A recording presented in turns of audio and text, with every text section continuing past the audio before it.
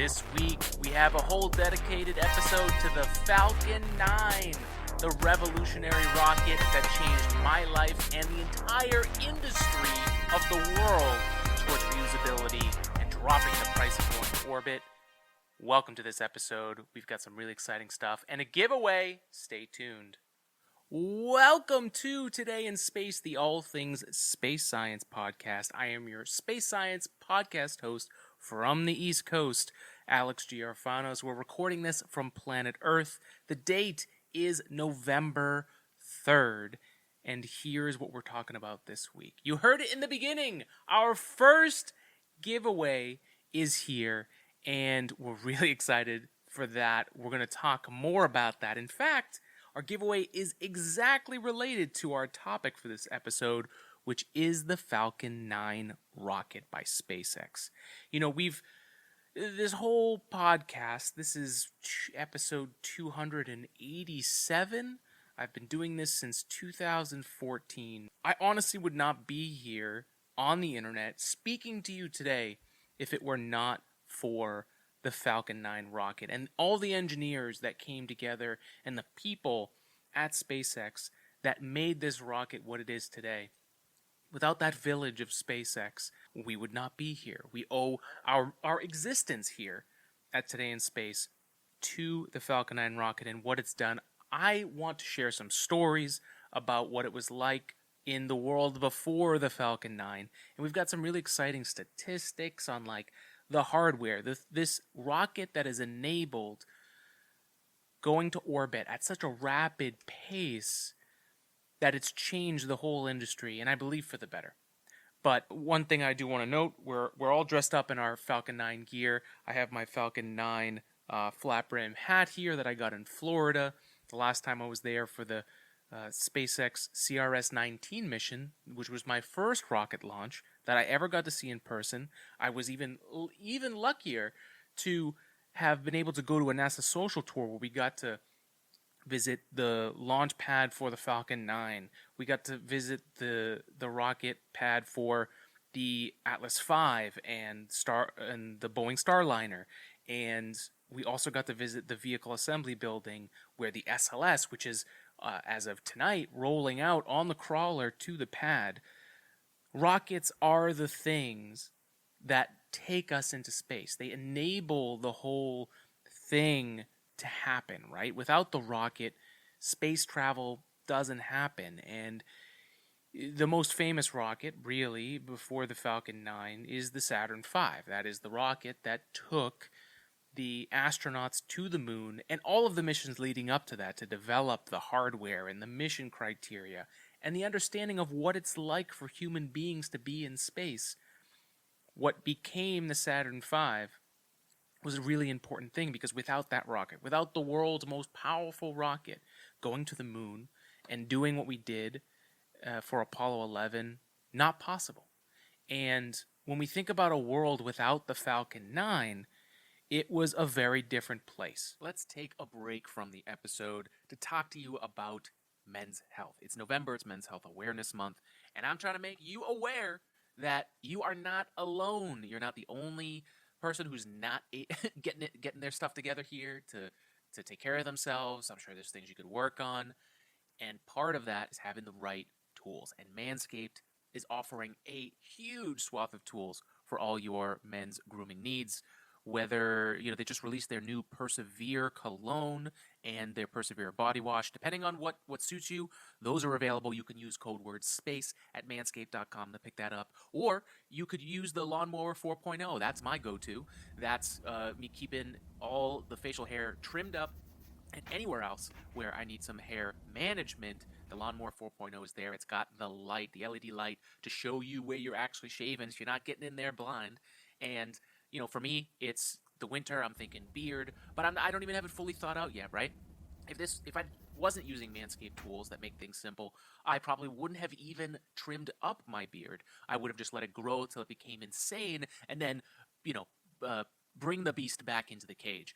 With the Lawnmower 4.0 and everything that Manscaped provides me, it's just simple. I go to the bathroom, I take the stuff with me, I put the newspaper down and start trimming. I've actually started to enjoy it. You know, that's one of the great things about this partnership has been, every episode coming and making sure that I'm on the show looking trimmed up and using the tool. And it's actually become something that I've enjoyed. So as we get into the deep, dark abyss of winter, make sure that you're doing yourself right by doing men's health and taking care of yourself, right?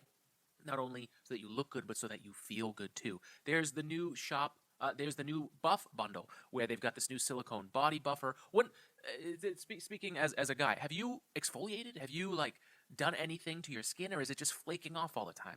There are a ton of things here between the weed whacker and the crop preserver. They're even selling deodorant now. Manscaped has you covered for everything, basically. So support the podcast. Support your own health and awareness that you need to do good stuff for yourself.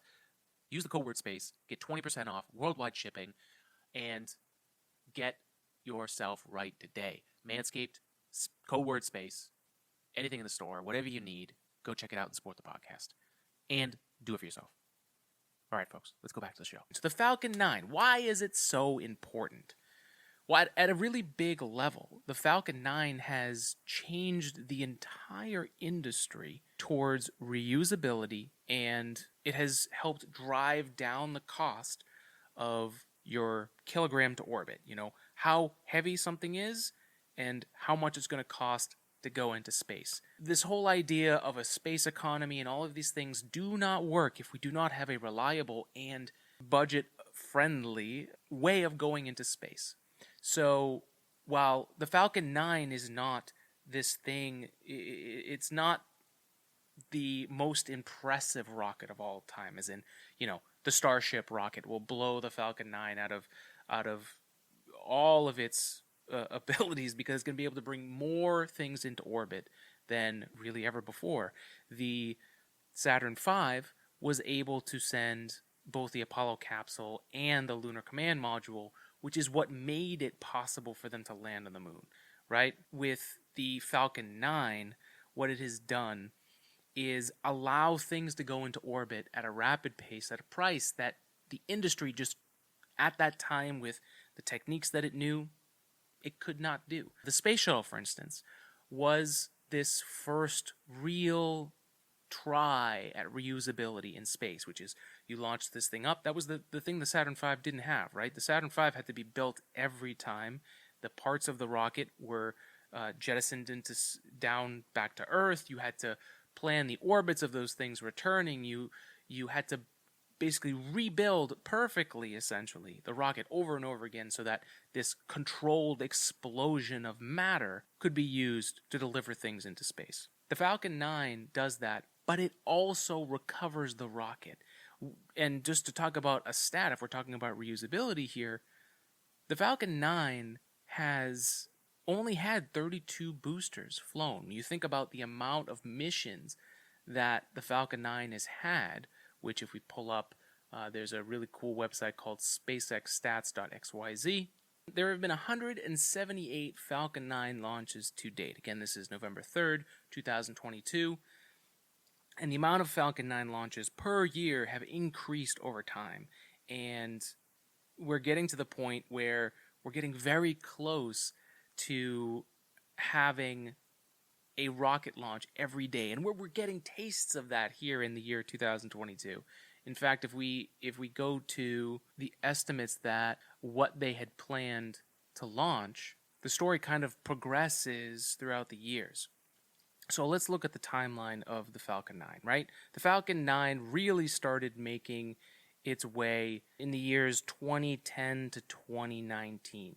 In 2020, Gwynne Shotwell, the president and COO of SpaceX, wanted to have as many as 24 launches for Starlink and an additional 14 to 15 launches for the rest of the year. And 2020 was a huge, prolific year for the Falcon 9, even with the pandemic and the changes of life around us, the lack of supplies in the supply chain, never mind the fuel needed, right? You need to be able to develop that fuel, and some of that fuel that is also used for the Falcon 9 is also used in medical capacity. So they were even at a point where they had to pull back the already prolific year because there was this complete strain on the entire system, right? Where even the space industry had to say, maybe we don't have to have that many launches, or we've got to figure out a way to get this fuel another way, right?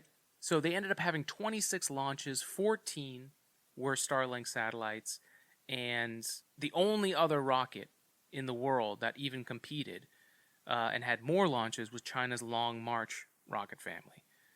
But again, for the Falcon 9, all of these rockets had the chance, bar from, let's see here. This is let's see. So 1 failure, 2 failure for drone ship in 2022, and that's it. Every other than the Crew Dragon in-flight abort test, which was destroyed on purpose to see how the Crew Dragon spacecraft would be able to get away from the rocket before they sent Bob and Doug, the first American astronauts to fly on an American rocket, an American spacecraft, to the International Space Station since the space shuttle. That test was, we sacrificed a Falcon 9, which was usually just par for the course for rocket technology. That was actually a rare case where the rocket didn't come back. And what an explosion that was. 2021, they wanted to have an increase of those launches from 26 to 48. SpaceX had 31 launches. Now in 2022, SpaceX had planned for 52. SpaceX had surpassed the 2021 number of 31 launches in the first 29 weeks of 2022. And we're still seeing launches come out from Florida from SpaceX at an extremely regular pace, which again is unheard of for any kind of rocket before it. So the Falcon 9 has had a historic run the last few years. And honestly, it's kind of crazy. When we first started this podcast in 2014, it was a very different world. The Rosetta mission, which was this mission that landed a tiny lander filet on the comet. It was a really magical mission, but it was a robotic mission. It was one of those things where it was like, okay, in another 5 years, 6 years, we might have something else, like the Perseverance rover going to Mars. But there was long stretches between rocket launches in those years. The space shuttle had been retired in 2011, and the aerospace industry was trying to figure itself out and where it was going to go. And we saw year after year through presidential administration to presidential administration for the years leading up to that, a difference in what NASA's goals were. And then SpaceX started getting all of these brilliant engineers, aerospace engineers, rocket scientists, and really anyone who was a master in their STEM field that relates to SpaceX and their technology.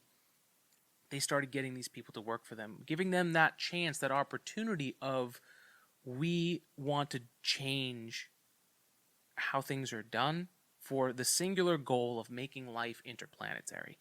And the Falcon 9 was a huge part of that. And it started from the very early days of in Kwajalein, the remote military island where they were launching the first Falcon 1. And it failed until it succeeded. On the third attempt, which was the last attempt, the rest of the money was put into the pot of SpaceX. And on that launch, they succeeded. They gained the contract, and the road to the Falcon 9 started. Today, we live in a world of a Block 5 Falcon 9, 5 iterations of the Falcon 9, to the point where they have had a record 32 boosters for multiple missions, and some of those rockets have had 14 missions on the same booster. It's been reused and flown and landed on a drone ship or on land, brought back to the port in Canaveral, and then it goes through its processes. And it's on the West Coast as well, over by Vandenberg Air Force Base. There's also a drone ship out there. There are 2 here on the East Coast. And there's an entire recovery team that helps get these rockets back and forth. And if you're ever down in Florida and the Space Coast, do yourself a favor. Find out when a launch is happening. SpaceX is probably having one. If you go down for a week in Florida, there's a very high chance in 2022 and beyond that you will see a Falcon 9 launch. While I was there, There was a launch on the East Coast at night and on the West Coast in the same week that I was there for the Artemis 1 launch. And while the Artemis 1 launch got delayed and is still looking to have its first launch for SLS, SpaceX has such a regular routine that people driving home from work will pull over, in the case of the first launch that I saw when I got there, the same day that I got there, I went out, parked, got my setup, and watched SpaceX just routinely, on time, on the clock, launch a rocket to deliver Starlink satellites into orbit. And so the Falcon 9 has enabled SpaceX to create revenue to achieve this goal of interplanetary life. And it's evolved over years. And it's because the Falcon 9 itself, as a tool to put things from Earth into orbit, has proven to be extremely, extremely efficient. And while it's not, from an engineering perspective, the rocket with the most performance or the rocket that can do the most things, what it does well. And the fact that it can be reused and retuned is amazing. And we just saw the last Falcon Heavy launch, which very simply is 3 Falcon 9 boosters strapped together. And they recovered both boosters again, side boosters, which are Falcon 9s, on land, while they're still working on getting that center booster to be reusable. But honestly, that rocket is used to get whatever it is they're launching. In this case, this was the 3,700 kilogram satellite for the United States Space Force, USSF-44, to geotransfer orbit, which 3,700 kilograms into orbit is a lot of mass, and they had to deplete that center booster completely because it just needed all that performance. But you still recovered 2 boosters, and all 3 of those were brand new. So to think that think about the difference between a company that would launch a center booster with 2 side boosters, so 3 rockets essentially, you'd be launching and ditching them and paying for all of that all over again if you want to use that rocket. How many of those launches can you really have in reality if you have to spend all that time launching? SpaceX, 178 launches of the Falcon 9, right? They only have 32 boosters. Imagine if they had to make 178 boosters, manufacture all of that. Imagine the cost, not only in the materials, but in the manufacturing and the technique, and making sure that every single time that you mass produce these rockets, that's a lot of capital and time and effort that would be spent doing that.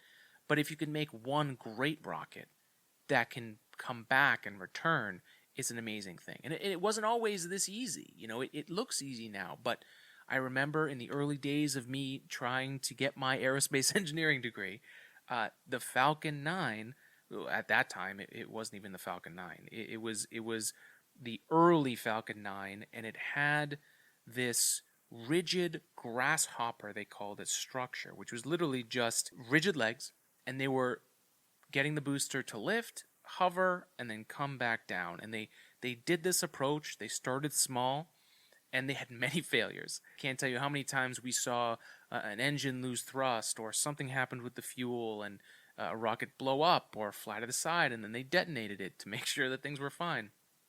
It's a lot of iteration and R&D, research and development, which really just means breaking and fixing until it works and does what you can do.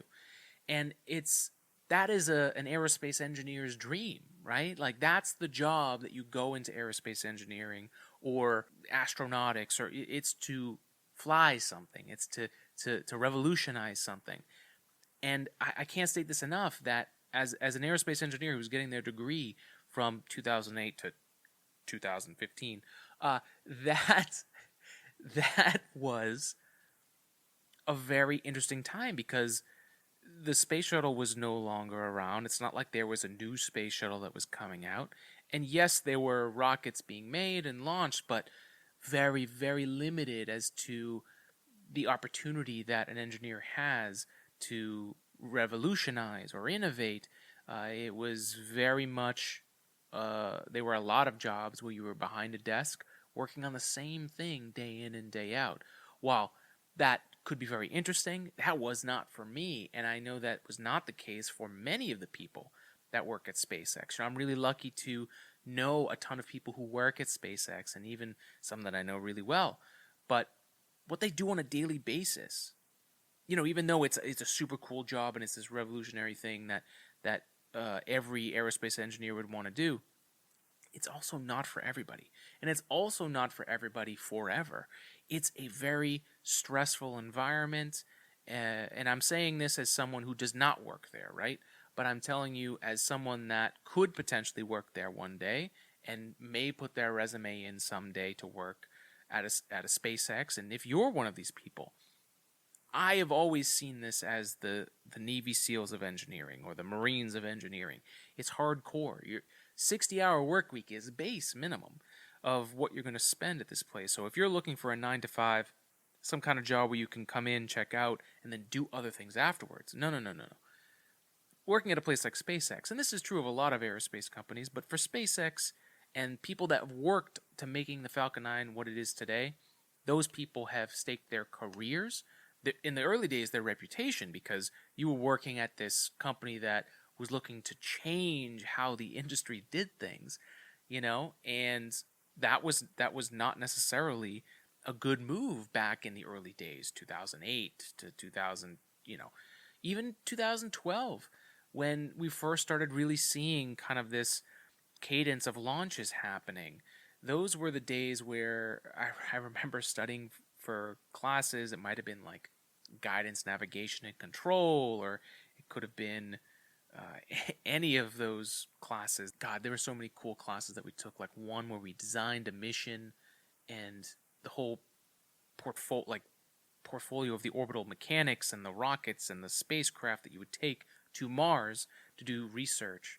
And during that time it was really tough. I mean, that's why I say if the Falcon 9 didn't exist today, I don't know if I'd be here on this podcast. Seeing SpaceX in 2011, 2010 do the grasshopper test with those rigid legs come up, and when they landed and I watched that live stream, I mean, that gave me that little fire inside to say there are people that are doing this. There are people that are trying to push the bounds of things, and what they're doing, what SpaceX is doing, is magical, and I want to see them succeed, and to see where they are today, where they've allowed the United States, they were able to compete to become a potential reason why the U.S., after the space shuttle was retired, regained their ability to launch our own rockets, our own astronauts on our own rockets, on our own spacecraft from American soil again, because we were paying for launches on the Soyuz system from the Russians. And in today's world in 2022, that's kind of crazy. And it's even crazier that for years, pulling away from using the Soyuz system was a very, very difficult thing. And as a country, we had put ourselves in this place where we didn't have the ability. We had not built rockets like that, or NASA had not built rockets like that in a very long time, since the Saturn V. And they got to work on the space launch system. In the meantime, the Falcon 9 kept launching and delivering things into orbit. The Falcon Heavy launch, the early test, sending the Tesla Roadster into orbit as a test mass. Those early days of showing what this one rocket can do, from landing propulsively, right? December 2015 was the first time that the Falcon 9 landed propulsively after delivering a payload into orbit. Right before that, Blue Origin had just landed their New Shepard rocket, but they didn't deliver anything into orbit, so they're suborbital class. But regardless, that was the year of reusability entering. And think about 7 years later, we're at this point where Blue Origin is flirting with New Glenn, their heavy rocket that will help them get their missions to the moon and deliver satellites into orbit. But the Falcon 9 has continued to prove that there is this hunger for the ability to send things into space, and people were still willing to pay the extreme prices of a expendable rocket, paying for the whole rocket on the way up Now you have people who are where the price is right, where they're willing to put a payload of theirs on a reused rocket, which I can tell you, as someone who was an excited engineer learning about aerospace, talking to my professors at the time who have, at that time seen it all, even chemical, never mind aerospace engineering professors who didn't believe that was possible because it doesn't have any flight heritage. How do we know that it works if it's never flown into space? Which my argument was, well, how do you know if you don't have the ability to launch it into space?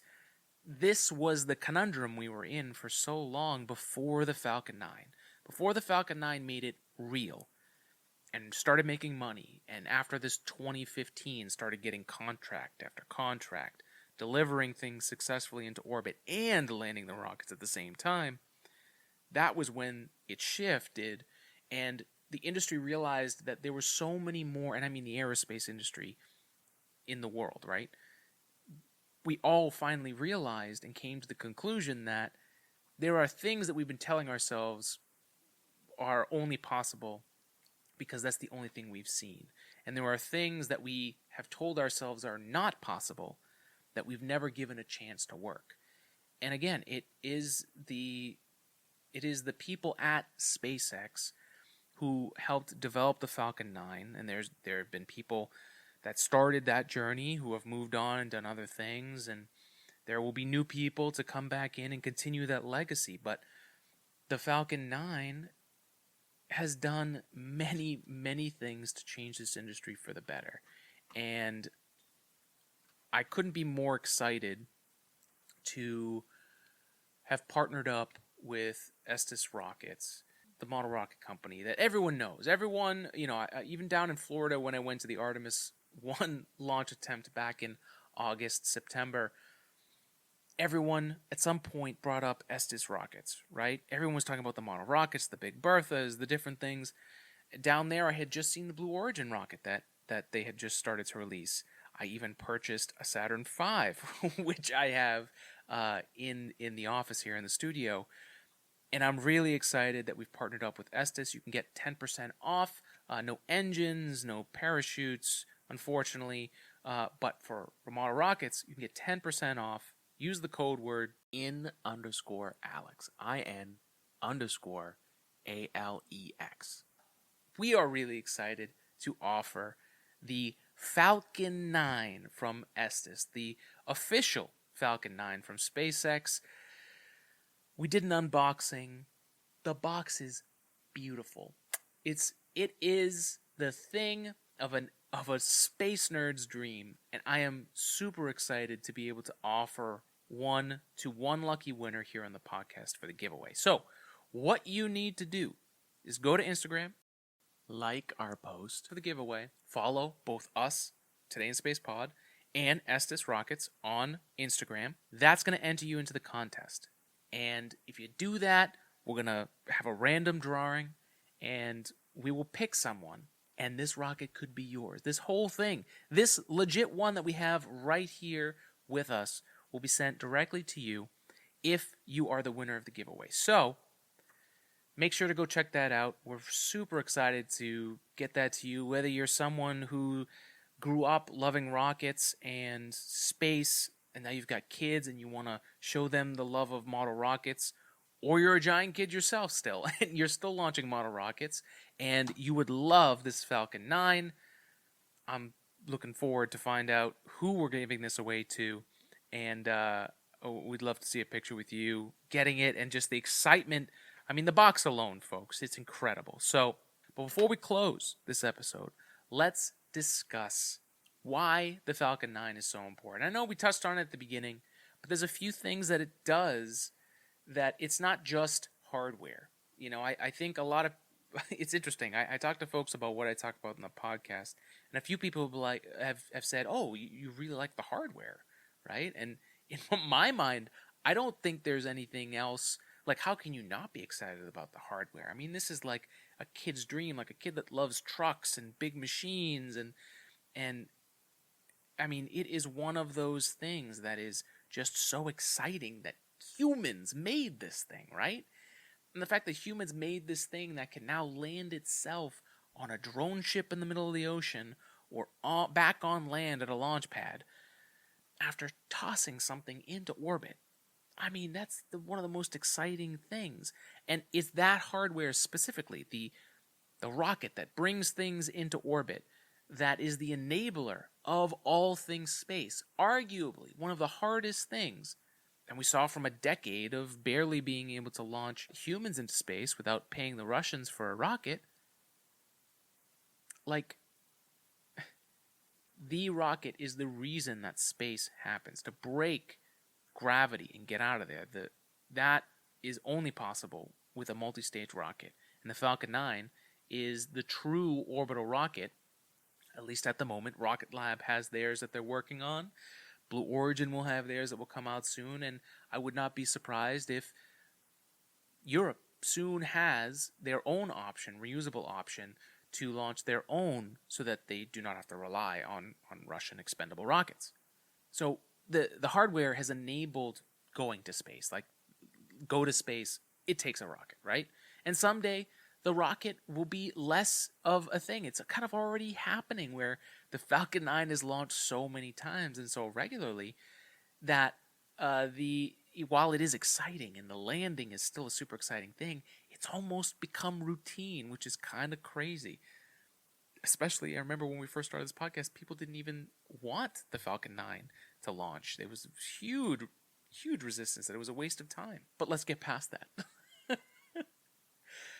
So the Falcon 9 figured out that it could be reusable. It also started delivering things into orbit. Then they started the transporter program, where they could deliver CubeSats. So now they're able to deliver small payloads, including larger payloads, into a large variety of orbits. And they even started doing a polar orbit out of Florida, where you actually watch it fly down the coast as it delivers things into orbit. So this one rocket has all of these abilities that it can do, and it's cheaper and reusable. But it also is launching SpaceX's own Starlink satellites, which is delivering internet around the world. Those same Starlink satellites, without the Falcon 9, would not have been able to help people like in Tonga there to communicate during a natural disaster. There have also been rural areas, places around the world, including military sites, where it's extremely expensive to get internet to that location. If there's no ground lines for the internet there, it's extremely difficult and expensive to get it. A lot of rural places don't even have internet, but now they can, thanks to what SpaceX is doing with Starlink.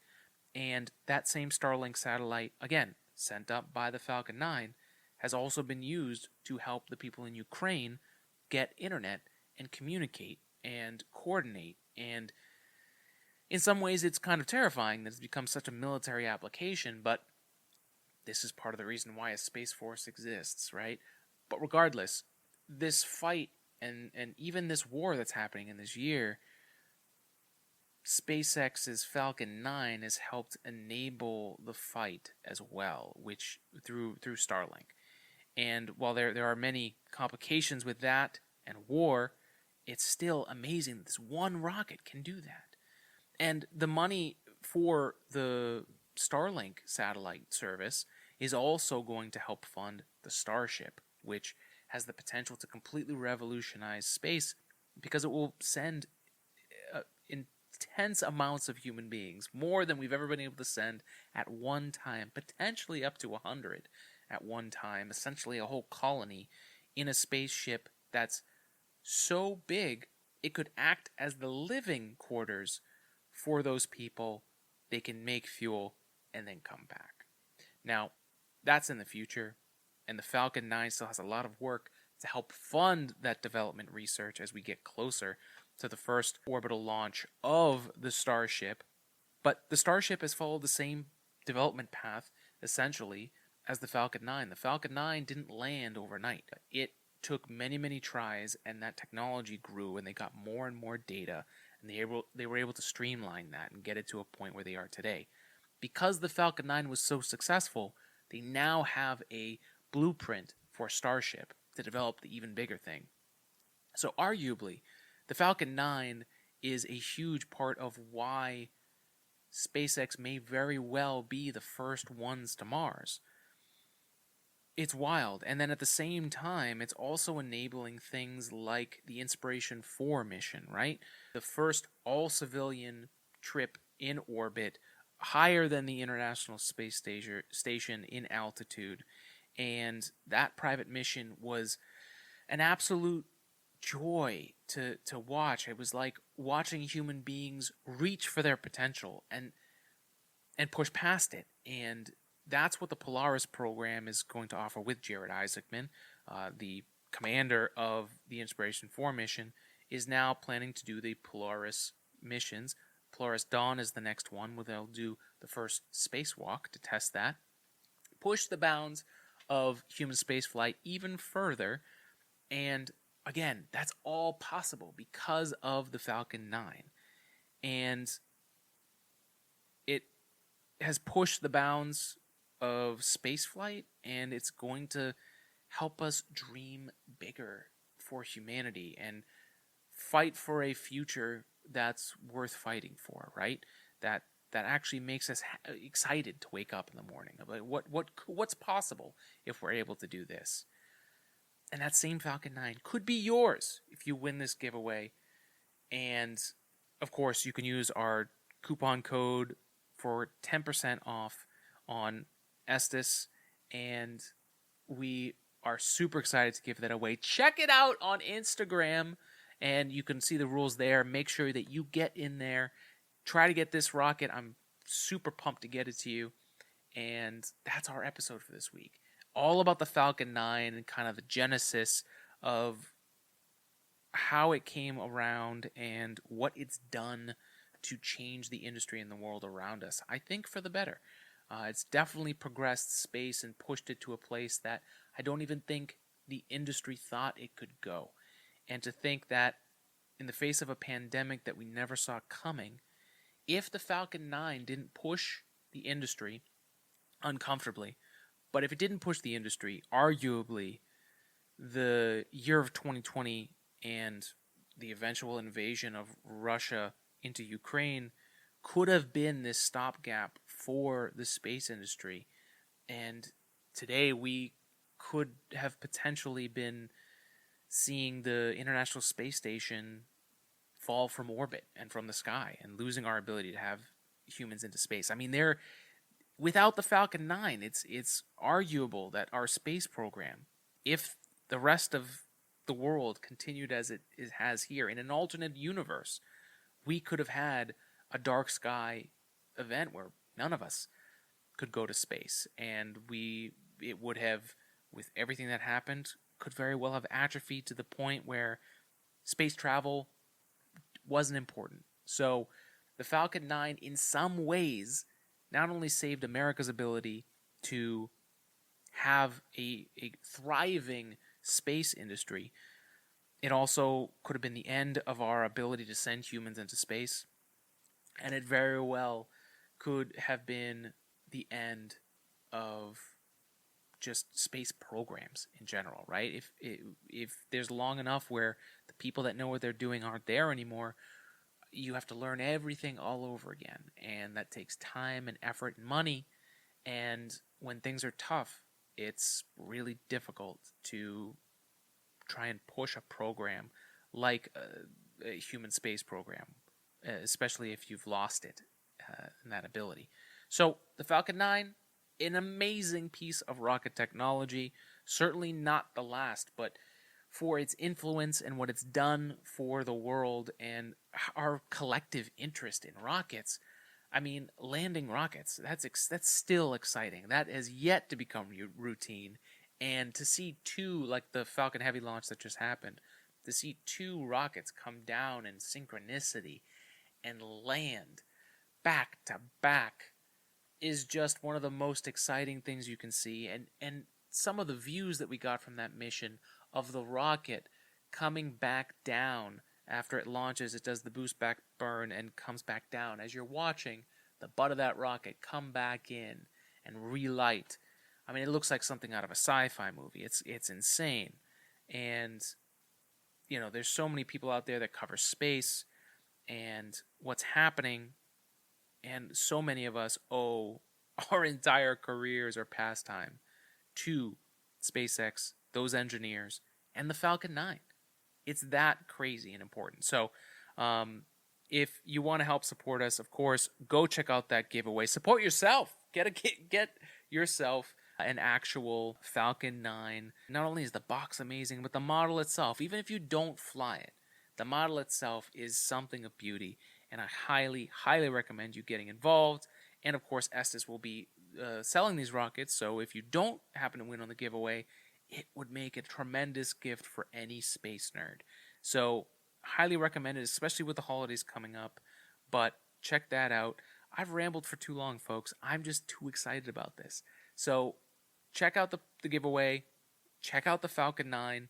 And try to get yourself down to Florida or even Vandenberg Air Force Base in California. If you're ever in the area, check out a rocket launch. There's so many opportunities with the Falcon 9 where you could just accidentally see one. And that's an amazing world that we live in, that if you just happen to be in Florida near Orlando, you might just see a rocket launch. And if you're lucky enough, you might even see a night launch and the Falcon 9 jellyfish that happens as you see the fuel refract as the rocket goes up. And it looks like aliens are invading, but it looks like it would be the coolest thing to see in real life. So I'm looking forward to catching that. I hope you do as well. Spread love and spread science. And thank you for joining us for another episode of Today in Space. Make sure to check out that giveaway for the Falcon 9 from Estes. Thank you, Estes, for partnering up with us so we can offer our listeners a free Falcon 9 rocket. And we're really looking forward to it. If you like our Feline 9 shirt, you can check out Julia Kaliski Designs. Julia Kaliski, great artist. We've had her on this podcast. I think she's probably the person that's been on the podcast the most. But she's doing amazing things. She's an amazing artist, and she's doing amazing work as a marketing director over at Agile Space, which, as according to her, they're working on stuff that will go to the moon. So go check out Julia Kaliski's artwork. And that's it, folks. Spread love, spread science. Have a good one. We'll see you next time.